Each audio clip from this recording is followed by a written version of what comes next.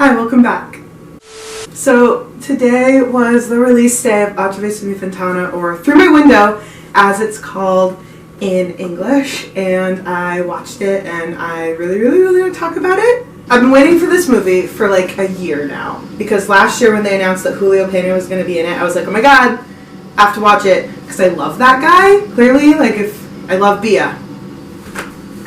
So, gotta love Julio. I kind of forgot about it for a while, and then a couple months ago, I was like, I should read the book, so that way I can be ready for the movie. So I read the English version of the book that's on Wattpad, which is, it was really good. I read it in like a day and a half, and it's very long.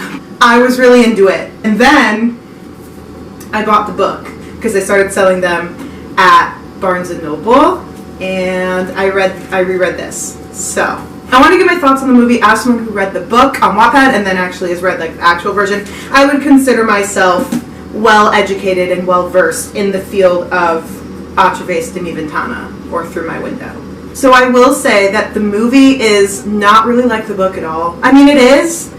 Okay. The movie is just like the book up until about like halfway through, when Aries decides he's going to be good, and then all of a sudden it's very different.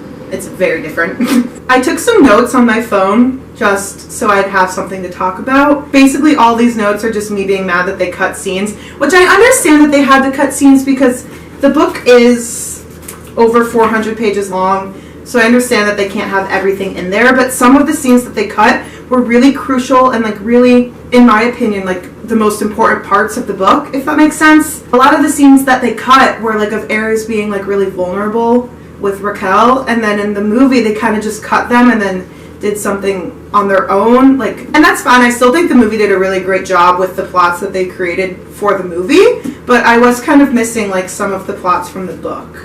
All in all, I would say that the movie is very close to the book up until about halfway through, and then it kind of ventures off onto its own thing, which is fine. It was still good. So my first note that I have on my phone just says Yoshi, and this is going to encompass a lot of things. But basically, in the book, Yoshi was just Raquel's friend. He wasn't like her love interest. There was another character that was. But for the movie, they decided to combine both of them, which I thought was going to lead to more drama between, like, more of a love triangle moment, which there wasn't in the movie, but there was in the book. They didn't even kiss, which was weird. And also, Yoshi in the movie had a lot more of a plot than he did in the book. Yoshi's plot in the beginning of the book was not deep at all, but towards the end Yoshi ended up getting his own plot, but then in the movie they decided to just drop that entirely. So and also forgive me if I'm wrong, but in this book I do not recall Raquel writing a book. That was made up for the movie also, which I guess is fine. Like, she needed a thing.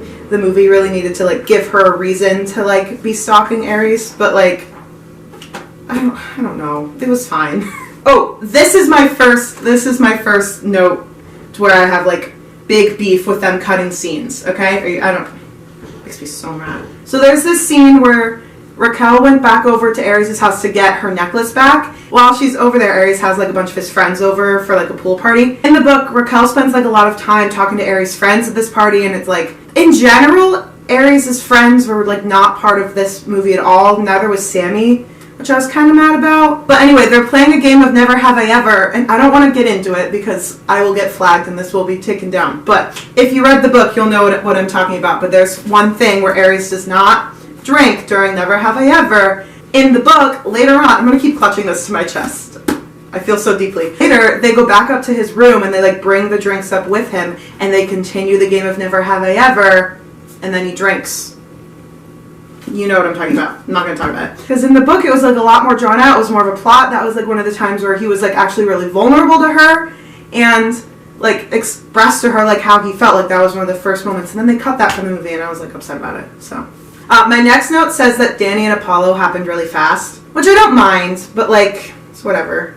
This is my really big complaint. I'm so mad at this one. In the book, there's this big plot with Aries and his grandpa, who is still alive in the book, but in the movie, he was dead, and it kind of sucked because it ruined like this whole big plot that I really enjoyed. Later on, after like Aries realizes that he was being really rude to Raquel, and he goes and he like apologizes to her and says he wants to start over, she does not give in as quickly as she does, and one of her stipulations is that they have to be friends first, and he has to like take her on a date and like treat her nice before he can kiss her again. So cute. As their first date, like their first like actual date, he takes her to the hospital to go see his grandpa who had a stroke, and like he like calls her his girlfriend in front of his family, and it's like really cute, and then they like kiss in his car, and it's like, oh, I love it. But they cut that from the movie. That was another one of those points where Ares is being super vulnerable and like being honest and open to Raquel, and it was like a big character development for him, and then in the movie they like trashed it, and I'm so mad.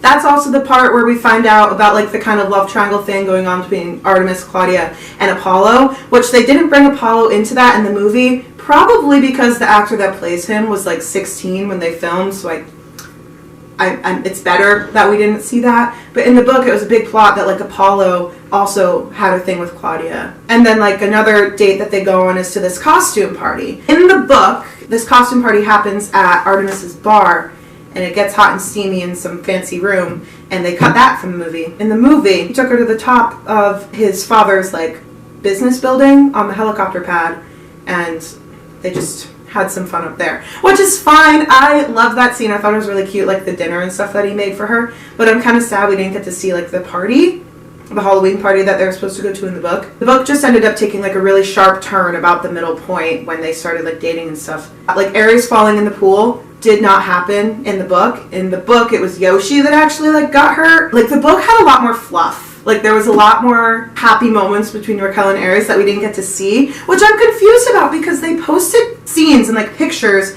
from scenes that they cut out of the movie on Instagram. So I was like spending the whole movie waiting for these scenes to show up, like when they're working together at the fast food place, when he's wearing like that robe and like they're all wet and like looking out the window. They cut that, but they posted pictures of it.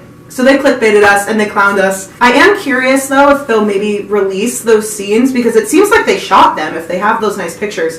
So I'm curious to see if they'll end up releasing them, because I'm waiting for them. The last Wattpad 2 movie franchise that I was like this invested in was After, and After very closely follows the books. And all of this is not me saying that I hated the movie, because I actually really enjoyed it. It was fun to see Julio acting in something that wasn't for Disney. I will say that this movie was way better than After. If you're interested in reading the book, I would recommend just watching the movie first and then reading this. If you want more fluff between Ares and Raquel, definitely read the book.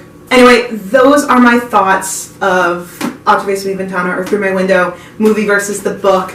But I want to know if any of you guys read the book and also watched the movie. What did you think of it? What were some scenes that you were really upset that they cut out? Like I said, I'm real upset about them cutting him going to see his grandma in the hospital and then the Halloween party, but I know you guys there's probably some other ones you guys are upset about them cutting. Thanks for watching. I hope you guys enjoyed, and I will see you next time.